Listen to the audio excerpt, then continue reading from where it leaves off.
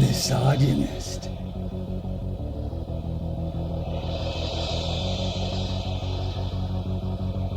Transphobe.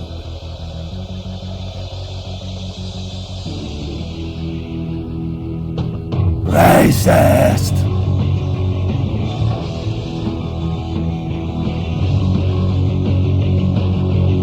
Fascist.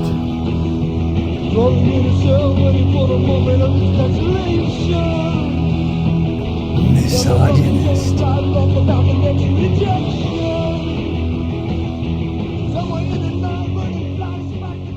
Transphobe.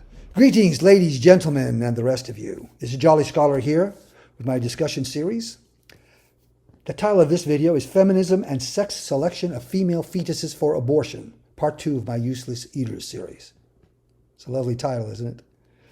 Well, it gets better. So first of all, what is sex selection? Within the field of abortion, the term sex selection is used in reference to the practice of aborting female fetuses once the sex is known, specifically because they're female. The practice is widespread throughout India and China, but has spread now to other countries and is now occurring in the West as well. Since the fetus is being selected for abortion precisely because it is female, the unavoidable truth is that it is done because the parents want a male child. There's no delusion about a spectrum of alternatives because people all over the world, unlike our universities, know that there are only two sexes. Whether or not there's a million genders or not is irrelevant. There's only two sexes. The term sex selective is obviously a euphemism meant to gloss over that simple fact. In other words, they don't say sex selection of female fetuses for abortion. They say sex selective, sex selection. Well, it's like pro-life, right? Pro-life is anti-abortion. Pro-choice is pro-abortion. Those are euphemisms meant to gloss over exactly what the subject matter is. It's abortion, nothing but abortion. So the term sex selective is obviously a euphemism. All right, now, since we're selecting female fetuses for abortion, precisely because they're female, feminists are vehemently against it, right? Well, let's find out. But before we go into feminism and abortion, sex selection, let's recap briefly what we covered in part 1, abortion, the eugenics Trojan horse. Why did I call abortion a eugenics Trojan horse? Because in part 1, we revealed the relationships between socialism, racism, and abortion. And if you watch that video, you'll see that that relationship is extremely intimate. Now, first of all, we need to recap that Marx was an overt racist. So was Engels, so was Stalin, Mao, Fidel Castro. I covered that in the previous video. Because as you are hopefully beginning to see, all socialism is eugenics. So by definition, all socialism or all socialists are racist. It's just a question of how racism or constructions around race play into whatever is the current eugenics agenda. You'll see how socialist racism is playing out today in part 4 of this series when I'll discuss the relationship between socialism, eugenics, and immigration. The racism there is blatant, but not in the way you might expect. So abortion was, from the moment it was embraced by socialism, a practice ripe with racist implications. But let's look briefly at just one among many examples that exposes the true relationship between socialism and equality. This is taken from the Journal of the History of Ideas, volume 45, number 4, 1984 of all years. It's entitled Eugenics and the Left by Diane Paul. So in her introduction, quote, "The dogma of human equality is no part of communism. The formula of communism, from each according to his ability to each according to his needs, would be nonsense if abilities were equal," unquote. So asserted J.B.S. Haldane, the distinguished Marxist geneticist in the Daily Worker, November 14, 1949. Even at the height of the Lutsenko controversy, I'm not going to go into the Lutsenko controversy, though it's very interesting. It was something that went on under Stalinist Russia. Writing in the newspaper of the British Communist Party, of whose editorial board he served. So he was an official member of the Communist Party in England, and he wrote for the Daily Worker. So, Equality, again, was never the objective of communism. Haldane continued with these views right through World War II into the 60s Cultural Revolution era, a communist eugenicist throughout. He never changed his views on this, and the eugenicists never did. They've changed their rhetoric, but not their objectives. Okay, so was Haldane just a fringe Marxist thinker? No, not at all. If we continue here, if Haldane's opinions were sui generis, that's just an academic term for they were fringe, if they're unique, they would be only of minor interest. But far from expressing views that were unique, Haldane's linked beliefs in socialism, inequality, and eugenics were widely shared on the left, particularly amongst Marxists and Fabians with scientific interests. And then she goes on to list a number of, these are Fabians, some of the two founders, not really founders, but close to, were Beatrice and Sidney Webb. But then we talk about the famous George Bernard Shaw that we talked about in the last video, H.G. Wells, Goldman, Julian Huxley, etc. And then he talks a little bit about positive and negative eugenics. So first of all, the Fabian Society was a hardcore communist group who thought it better to infiltrate the governments of the world in order to bring about a gradual world communism rather than through revolution. The Fabian Society was formed in 1884. They were very influential in the British Labour Party, but really they were, and still are, extremely influential all over the world. Jawaharlal Nehru, the Indian nationalist leader in the 30s and 40s, he was a Fabian. Positive eugenics and negative eugenics is very simple. Positive is that you encourage those with superior genetic traits to have children and mix with each other. And negative eugenics is you discourage the people of inferior genetic traits either to not reproduce at all, sterilization, or limit the number of children, or of course, genocide. And believe me, the Fabians were all over the map on that. So we again confront the relationship between eugenics and socialism. This relationship addresses the simple fact that a population cannot be re-engineered by any kind of consensus. A state eugenics project requires absolute power concentrated in the fewest possible hands, and that's precisely what socialism was designed to do. And it's what the Fabians have been working towards for over a century now, going a century and a half. Socialism is eugenics. Okay, so once again, in part one, we looked at the role that abortion played by the eugenicists, not the early eugenicists like Margaret Sanger, who wanted nothing to do with it, but by the 1960s socialist eugenicists. They saw a real potential in abortion to open the door for a state eugenics program. They just needed to create enough hysteria around the practice by linking it to the feminist movement. Again, how is it that feminists are so hysterical about abortion? It's truly, when you think about it, bizarre. But whatever. But here's how many of the black community actually viewed abortion, which will probably come as a surprise to many Champaign liberals today. Now, this is admittedly a Catholic publication called Catholicism, and it's very anti-abortion. But nonetheless, its positions, or the positions it's presenting, are very relevant and very indicative of how many black people feel about the pro-abortion movement. So we start off, abortion, the racist, most devastating weapon. Chapter 17, abortion, the racist, American Life League. Now the womb of the black woman is seen as the latest battleground for oppression. In times past, the blacks couldn't grow kids fast enough for their masters to harvest. Now that black power is near, the masters want us to call a moratorium on having babies. When looked at in context, the whole abortion mess adds up to blatant genocide. This is Irma Clardy Craven, chairwoman of the Minneapolis Commission of Human Relationships. If abortion becomes illegal, incredible numbers of poor women, including many women of oppressed nationalities, will die horrible deaths. There's a very racist side to the bourgeois attack on abortion.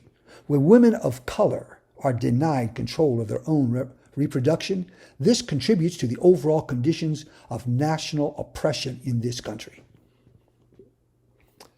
Revolutionary Communist Party of the United States. Abortion is racial genocide. Government family planning programs designed for poor blacks, which emphasize birth control and abortion, with the intent of limiting black population is genocide. The deliberate killing of black babies by abortion is genocide, perhaps the most overt form of all. That was Dick Gregory. Dick Gregory, to my generation, was very well known. He's a very famous black activist. He's also a comedian, but he's actually better known for his activism, his political activism. Okay, the argument. Pro-abortionists commonly argue that any pro-life activism directed towards the elimination of legal abortion or the refusal to fund abortions for poor women is racist because women of color would not be able to exercise their rights in the same manner as white women. They go on. Whose rights? Unscrupulous pro-abortionists have made clear their contempt for minorities ever since Margaret Sanger railed against blacks in her birth control review more than half a century ago. Now, the verdict has never been clearly in on whether or not Margaret Sanger was actually a racist. But as we pointed out in our last video, Planned Parenthood was started by her, and several colleagues were in fact Klansmen.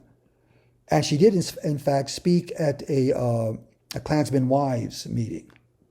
So I don't know, leave it up to you. So why do they cry loudly about women of color now? The answer is quite obvious. They are using black and poor women as a cover to protect their rights to kill their own unborn children. After all, there would not be much public sympathy for the typical abortion patient who happens to be white, 22 years old, unmarried, and therefore pregnant as a result of fornication, and perfectly capable of paying for her own abortions. That's a good argument, but I think it's really a sideline. I would suggest that the desires of white women were actually a very secondary consideration to the real motivation for the abortion hysteria promoted by Planned Parenthood and the latter post-60s feminist movement. I argued in part one that the real reason for the abortion hysteria was to use abortion as a Trojan horse with which to create the first stages of a government eugenics project. Planned Parenthood is just that.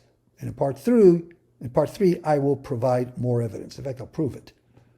I also presented ample evidence in part one to demonstrate that abortion has done absolutely nothing to benefit women in general or women of color in particular. On the contrary, an abortion industry has been created which has had many negative impacts throughout our society, particularly among the black community, which is precisely what many black anti-abortion activists predicted. Okay, so now let's summarize the fundamental points from the previous video, part one of the Eustace Cedar series. It's called Abortion, the Eugenics Trojan Horse. First of all, socialism was never about equality. It has always been an elitist movement with contempt for the common man, the opposite of the American Revolution, wherein the common man was uplifted and celebrated. Equality was the red cape deployed by the ideological matador to lure the mass work of workers into the revolution. Behind that cape was poised a lethal sword. How was that sword used? The working class of the United States has since been discarded as the globalist economic order emerges and the working class is no longer useful. I also covered that in the Pete Seeger series. The blue collars of jobs displaced to China, and they've been flooded with fentanyl. The working class has been replaced with a perennial crop of university zombies. Socialism has always been, from the very beginning, a eugenics project.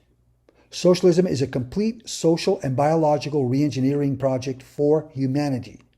Eugenics is and always has been at the core of socialist ideology. Eugenics has always had a central racist component. Abortion is now a central feature of the current socialist eugenics project, but it was not a feature at all among the original women's rights activists. Abortion only became a women's rights issue during the 60s, where the movement was fully appropriated by global socialism.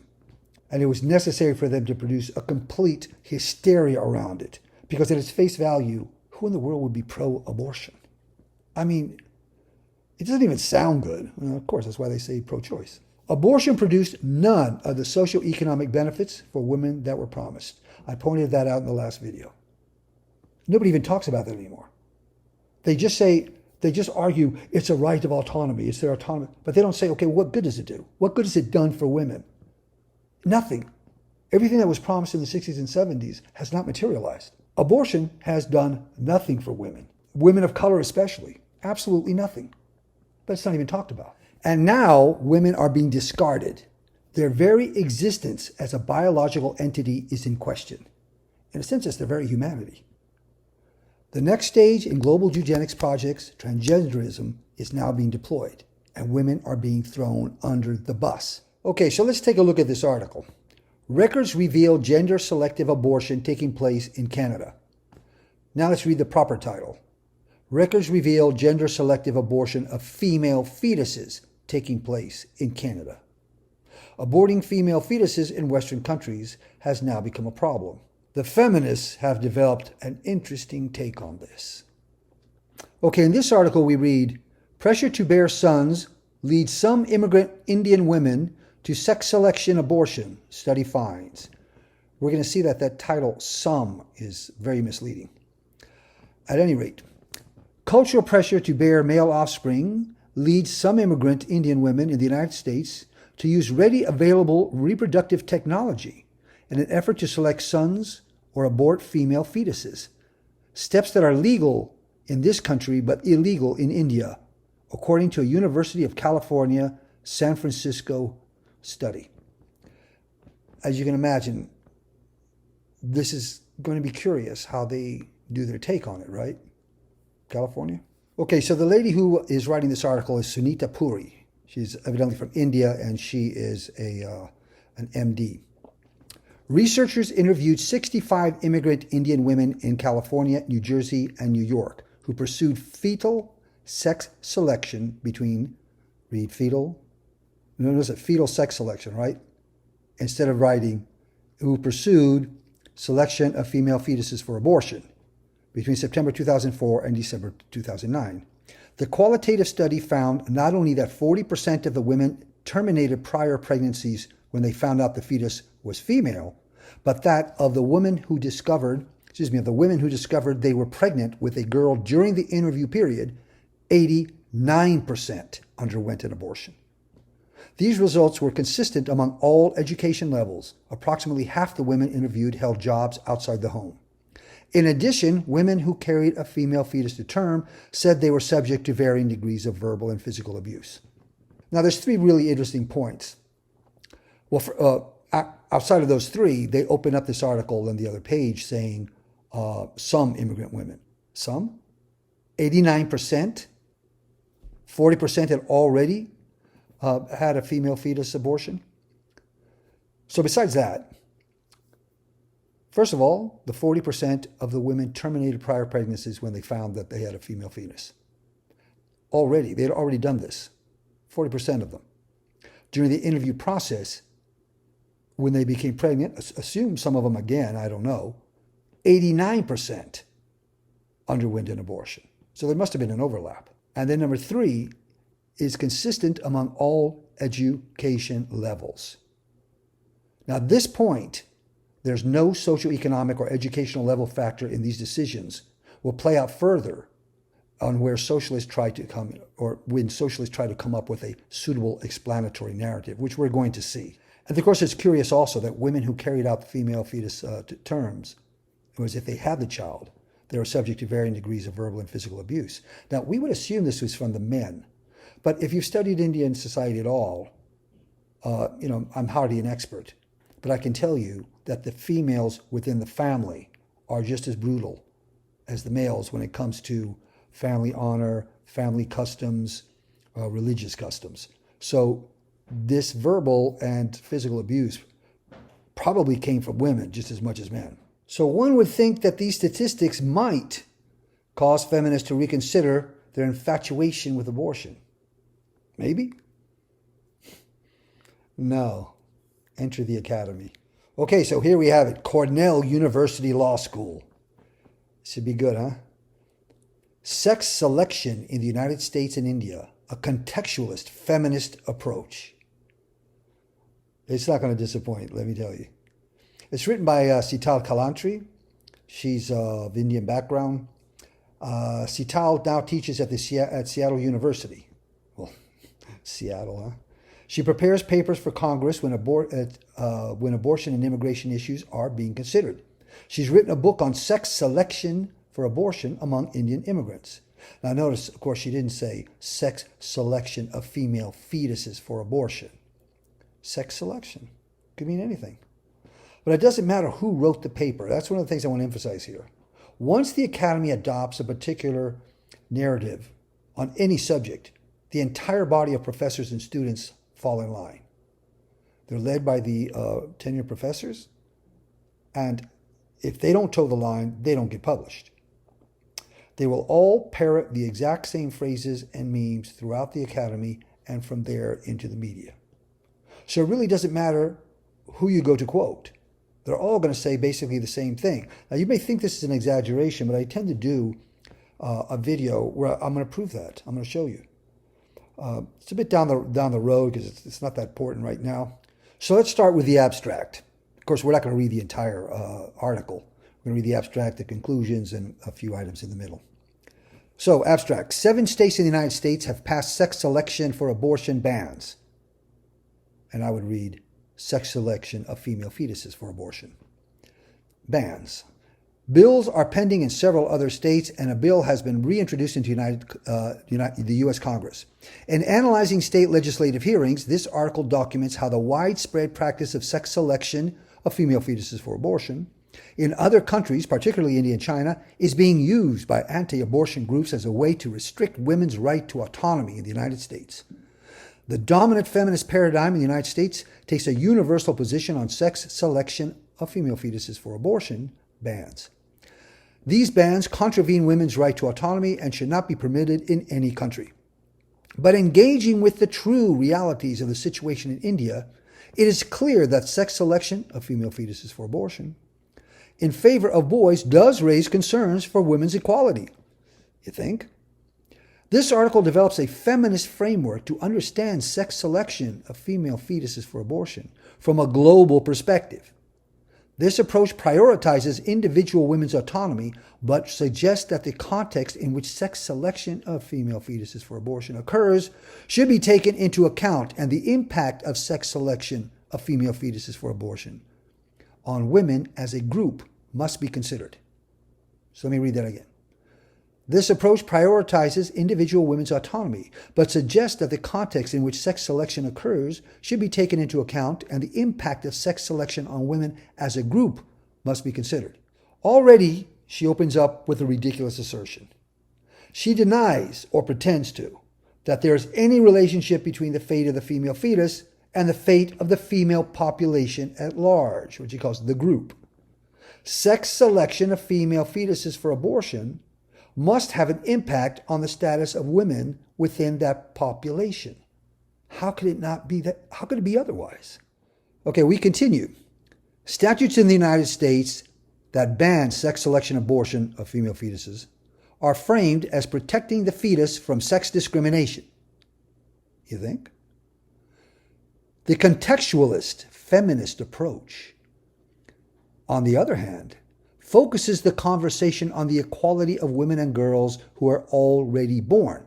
The intent of the individual woman who sex selects female fetuses for abortion is no longer the focus, but the impact, if any, that it has on the equality of girls and women as a group should be the relevant criterion for determining whether or not sex selection of female fetuses for abortion should be limited.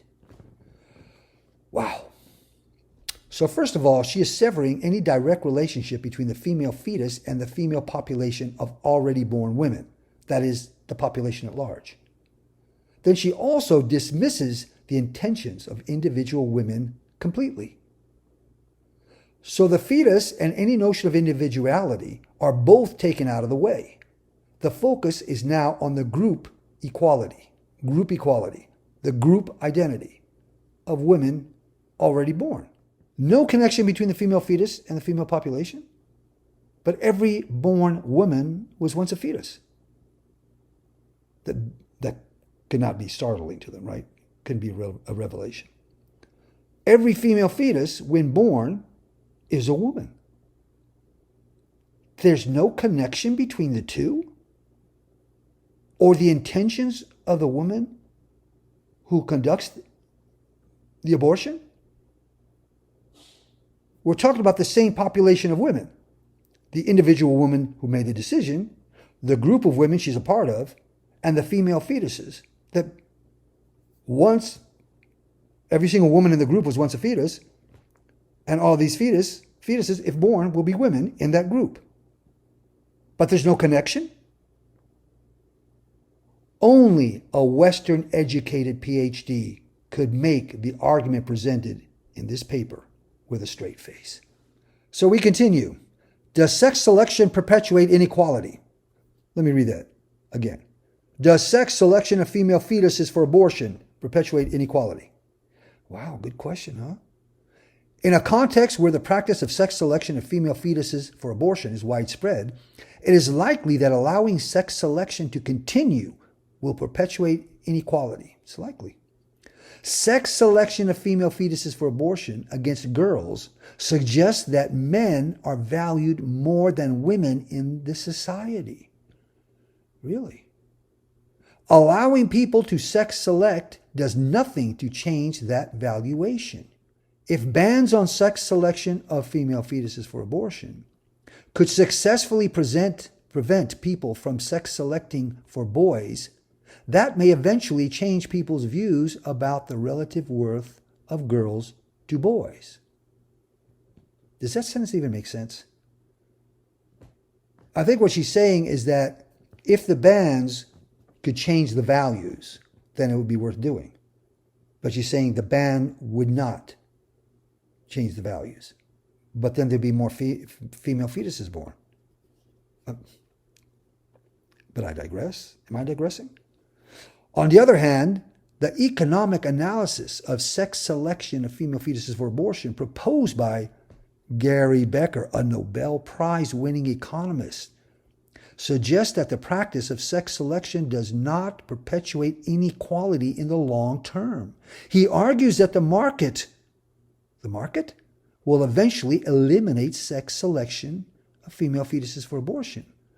If women are scarcer, their value will increase. Perhaps parents will receive a higher bride price, and parents will have girls will value and educate them better. People, we're going to show that this is insane. Feminist scholar Mary Ann Warren, however, argued that a shortage of women caused by sex selection will lead to negative impact on women when they do not have economic control, but may empower women in societies where there is more equality. Okay, we've just seen that the economic factor is not, there is none. It has no effect. And this Nobel Prize imbecile is saying there's going to be a long-term benefit. It's been going on for 1,000 years. What planet is he on? It's been going on in China. That magical market has done nothing. What in the world is he talking about?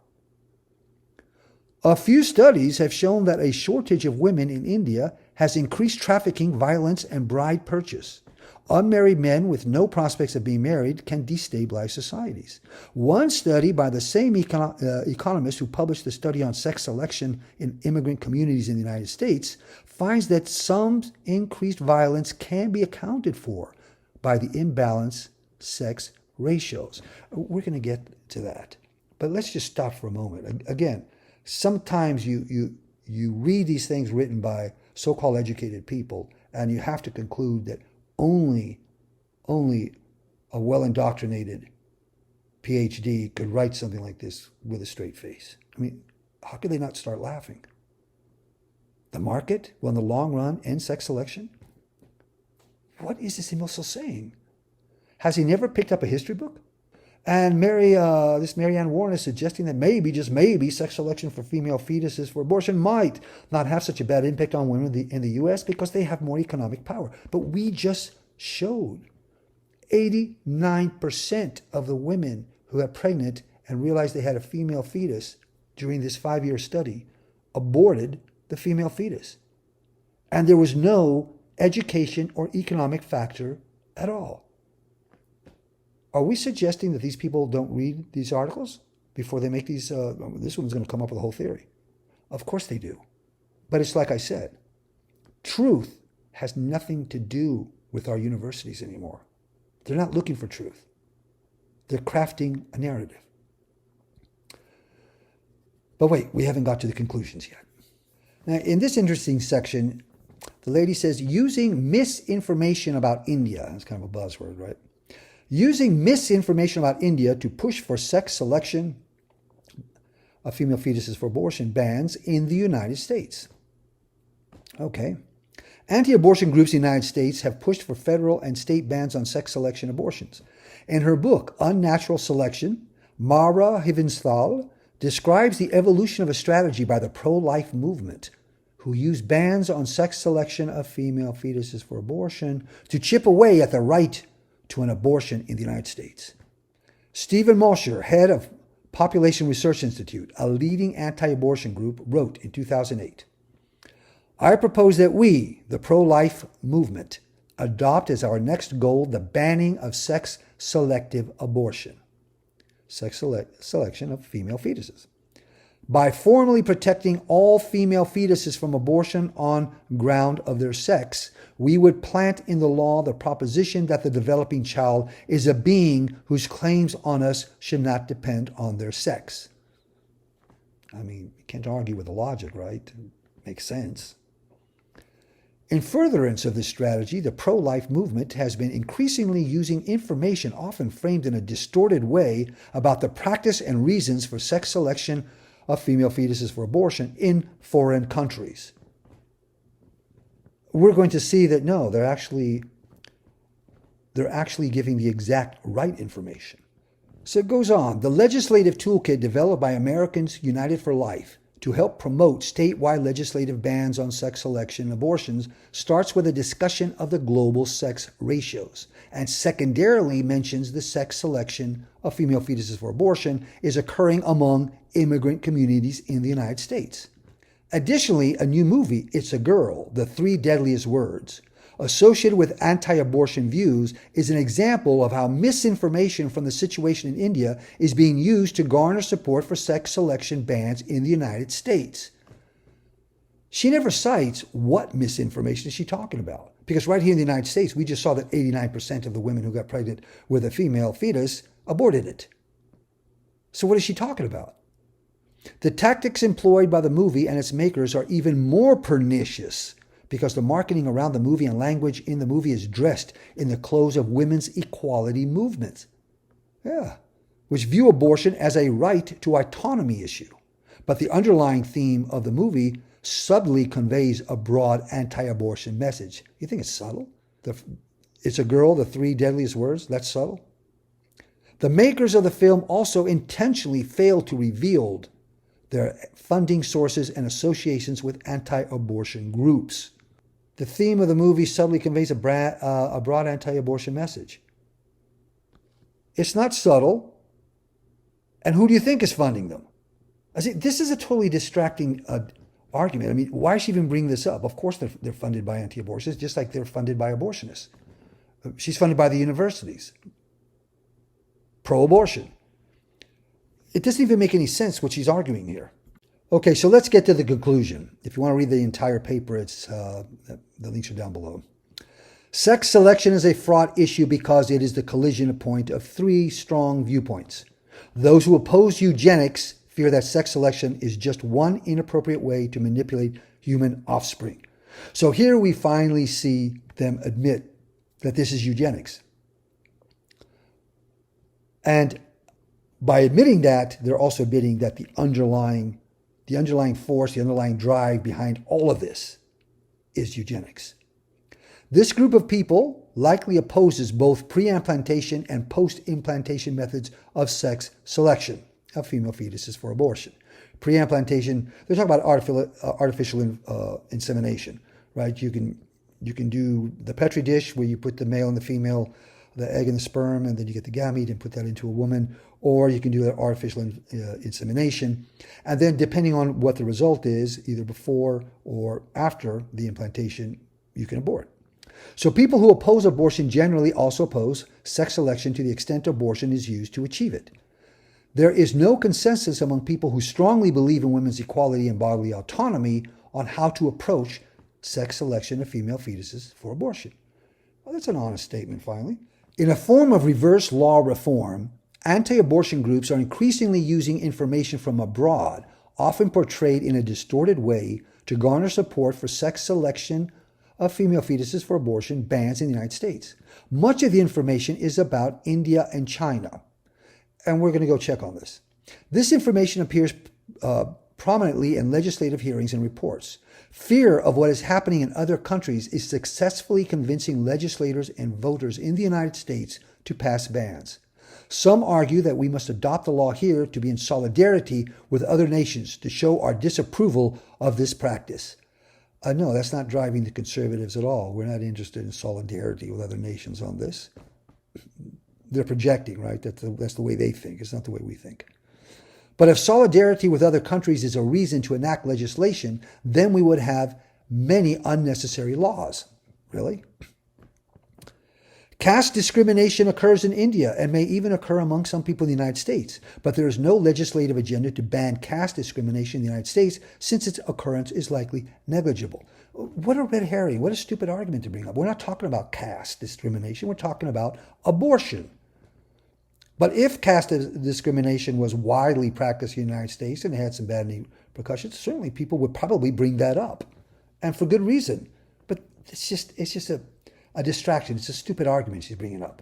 We're talking about abortion and nothing but abortion, and of female fetuses for abortion, and nothing but that, right? This whole thing is about sex selection abortion.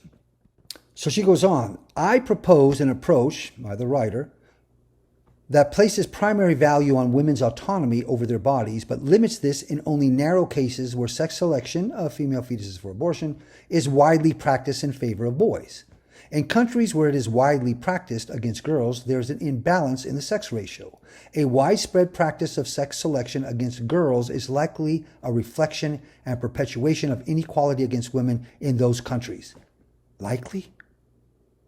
Likely? In determining whether or not a country should adopt a ban, policymakers and advocates should focus on the practice in their own country. Any potential restriction on women's autonomy should be at least restrictive as possible. The least intrusive ban would be to ban sex determination tests or pre-implantation bans, while limiting abortion is most intrusive on women's autonomy.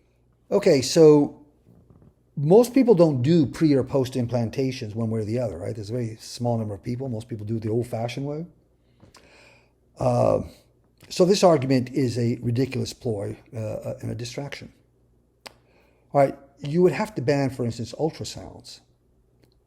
But even if we did, what Indian doctor in America, of which there are so many, is going to tell an Indian woman that he will not allow her to take an ultrasound? It's never going to happen. All ultrasound equipment would have to be banned. That's absurd, and the author knows it. This is just another ridiculous argument. No connection between what goes on in other countries and what could happen here in the United States. So it's like nothing to see there. Well, we're going to see that there's a lot to see there. But your common sense would tell you that, right? Oh, common sense. That's an enemy of the people. The contextualist feminist framework I, the brilliant writer, focuses the conversation on the equality of women and girls who are already born rather than on discrimination against the fetus. The statutes in the United States that ban sex selection of female fetuses for abortion are framed as protecting the fetus from sex and race discrimination. Well, how crazy is that?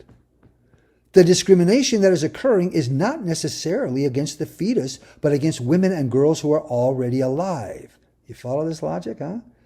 The intent of the individual woman who sex selects female fetuses for abortion is no longer the focus, but the impact, if any, that it has on the equality of girls and women as a group is a relevant criterion for determining whether or not sex selection should be banned. Pro-choice groups have typically taken a universal approach opposing bans on sex selection in all countries. As such, they have not engaged with the true reality of the situation in other countries like India. Really? She doesn't bring up anything to support this. As such, they have not engaged with the reality. By understanding the challenges that women in India face and the dominant culture under which they operate, feminists will be able to resist the importation of misinformation about India and other countries as a means to influence policy decisions in the United States. Well, we're going to take a look at this so-called misinformation. since she didn't bother. Okay, this article appears in the Reproductive Health. It's an online, more or less leftist publication. It was August 2005, not terribly new. Illegal Births and Legal Abortions, the Case of China. It's written by a collaboration of 4 authors. Background. China has a national policy regulating the number of children that a woman is allowed to have. The central concept of the individual at the individual level application is, quote, illegal pregnancy, unquote. The purpose of this article is to describe and problematize the concept of illegal pregnancy and its use in practice. Okay, so this paragraph is called Results. Now, by 1979, the Chinese population policy was clearly a policy of controlling population for growth. Controlling population, okay? We're talking about eugenics. For a pregnancy to be legal, it had to be defined as such, according to the family level eligibility rules. And in some places, it has to be within the local quota. Eugenics? Enforcement of the policy has been pursued via the State Family Planning Commission, the FP. What do I call the Planned Parenthood? State Planned Parenthood. State Family Planning Commission. And the Communist Party, CP. Is that not state eugenics? Of course it is. Both of which have a functioning vertical structure down to the lowest administrative units. There are various incentives and disincentives for families to follow the policy. An extensive system has been created to keep the contraceptive use and pregnancy status of all married women at reproductive age under constant surveillance. So where do you find instances of the handmaiden's tale? In the West? What did I just describe there? I should read that again. An extensive system has been created to keep the contraceptive use and pregnancy status of all married women at reproductive age under constant surveillance. Constant surveillance. In the early 1990s, FP and CP officials were made personally responsible for meeting population targets. Since 1979, abortion has been available on request, and the ratio of legal abortions to birth increased in the 1980s and declined in the 1990s. Similar to what happens in other Asian countries with low fertility rates and higher esteem for boys, both national and local level data show that an unnaturally greater number of boys and girls are registered as having been born. So let's go to the conclusion paragraph here. And again, you can read the articles and see for yourself if you think I'm being cherry-picking my paragraphs. Defining a pregnancy as illegal and carrying out the surveillance of individual women are phenomena unique to China. But this does not apply to other features of the policy. The moral judgment concerning the policy depends on the basic questions of whether reproduction should be considered as an individual or social decision. It's curious, isn't it? Obviously, this paper is taking an ambivalent stance that if it's a social decision, well, this is what a socialist would absolutely ascribe to. And so what would you call it? It's eugenics. Is government surveillance becoming a problem here in the U.S., you might ask? Is the U.S. government involved in abortion, you might ask? Roe versus Wade aside, the government is absolutely involved in reproduction. Okay, this article is in Human Rights Watch, right? Hardly a right-leaning paper. You should be worrying about the women's shortage. And they made some sarcastic remarks down here about women are more likely to be killed by a terrorist than find a man. Some nonsense. Okay, so we'll go on. For example, for several decades in China, the most populated country in the world, sex ratios at birth have been much higher than 105, sometimes exceeding 120 boys for every 100 girls. Many parts of India, the second most populated country, have also, for decades, had a sex ratio at birth significantly higher than 105. The consequence is that in those countries combined, which together have a population of about 2.73 billion, there are now an estimated 80 million extra men. Quote, nothing like this has happened in human history, unquote. That was in the Washington Post in a 2018 article. 80 million extra men that probably cannot find a mate, at least not in a regular way. In the United States, we have now 350 million people. About half of those are males, right? Somewhere like that. 170, 80 million. Okay, and that's just the males. That's not eligible males. That's not marriage age males. It could be that then we'd get down to, I don't know, I haven't really looked that up, but probably around 80 million. Can you imagine that there's 80 million men extra with no 80 million women as a counterpart? Could you imagine if that was happening here? In India, many families use sex-selective abortion to choose boys, prompting the passage of a law that made it illegal to screen for the sex of the fetus and conduct sex-selective abortions. In China, similar decisions were encouraged by the one-child policy in place from 1979 to 2015, which prompted many parents to decide that the sole child must be a boy. The woman shortage is having harmful consequences in China and sometimes in neighboring countries. Human Rights Watch looked at one of these consequences for a report forthcoming in 2019, focused on bride trafficking from Myanmar to China. In Myanmar's Kachin and northern Shan states bordering China, long-standing conflict escalated in recent years, displacing over 100,000 people. Traffickers prey on vulnerable women and girls, offering jobs in and transport to China. Then they sell them for around $3,000 to $13,000 to Chinese families struggling to find brides for their sons. Once purchased, women and girls are typically locked in a room and raped repeatedly. Let's read that again. Then they sell them for around $3,000 to $13,000 to Chinese families struggling to find brides for their sons, right? There's some 80 million men floating around without any brides between China and India. Once purchased, women and girls are typically locked in a room and raped repeatedly, with the goal of getting them pregnant quickly so they can provide a baby for the family. After giving birth, some are allowed to escape, but forced to leave their children behind. There is evidence of similar patterns of bride migration and trafficking in Cambodia, North Korea, and Vietnam, and more may emerge from other countries bordering China. Importing women doesn't solve the shortage, it spreads it. How does it do that? Because when they import the women, they still sex select female fetuses for abortion. So it doesn't solve anything. Trafficking is only one consequence. The woman shortage has also been linked to other forms of violence against women. Other consequences include social instability, labor market distortions, and economic shifts. There is an irony here. Where there are too many women, women lose. Where there are too few women, women again lose. But the truth is we all lose. We know that skewed sexual ratios are already having harmful consequences, and we do not fully understand what other long-term consequences there may be for societies affected by these disparities.